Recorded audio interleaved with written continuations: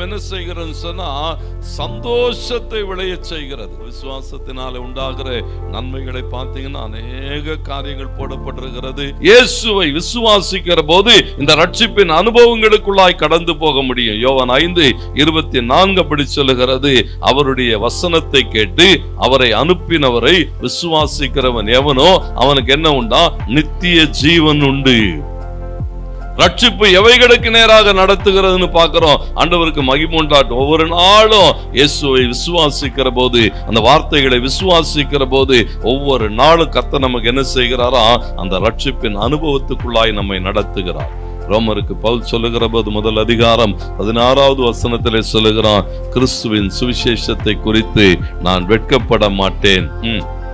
முன்பு யூதரிலும் பின்பு கிரேக்கரிலும் விசுவாசிக்கிறவன் எவனோ அவனுக்கு ரட்சிப்பு உண்டாகிறதற்கு அது தேவ பலன். பாருங்களேன், முதல் அனுபவம் விசுவாசிக்கிறவன். அந்த விசுவாசத்தினுடைய அனுபவங்கள் எப்படி நடத்துகிறதா? ஒரு ரட்சிப்பின் அனுபவத்துக்குள்ளாக நடத்துகிறது. இயேசுவை விசுவாசிக்கிற போது, அந்த வார்த்தைகளை விசுவாசிக்கிற போது, பிரமாணங்களுக்குள்ளாய் கடந்து போகிற போது மீட்கப்படுகிறான். தேவனுக்கு மகிமுண்டாட்டும். முன்பு யூதரிலும் பின்பு கிரேக்கரிலும், தேவனுக்கு மகிமுண்டாட்டும். தேவ பிள்ளைகளிலும் இருந்து புறஜாதிகளிலும் இருந்து தேவனை விசுவாசிக்கிற ஒவ்வொருவருக்குள்ளாக ரட்சிப்பு உண்டாகும்படியாக கிறிஸ்துவின் நாமம் கொடுக்கப்பட்டிருக்கிறது.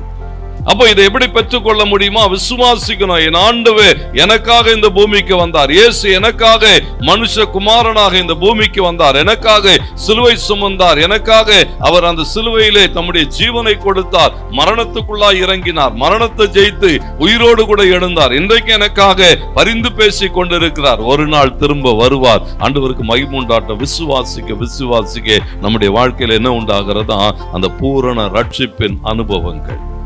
இரண்டாவது பாருங்க, விசுவாசம் என்ன தருகிறது சொன்னா பாவ மன்னிப்பு என்று எழுதப்பட்டிருக்கிறது. அப்போஸ்தலர் 10ஆம் அதிகாரம் 43வது வசனம்.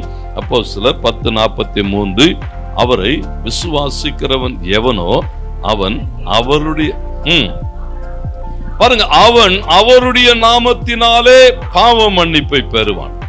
பாருங்க, நீங்க இயேசுவை விசுவாசிக்கிற போது என்ன உண்டாகுன்னு சொன்னா பாவத்துக்கான தண்டனையிலிருந்து ஒரு மன்னிப்பு உண்டாகிறது.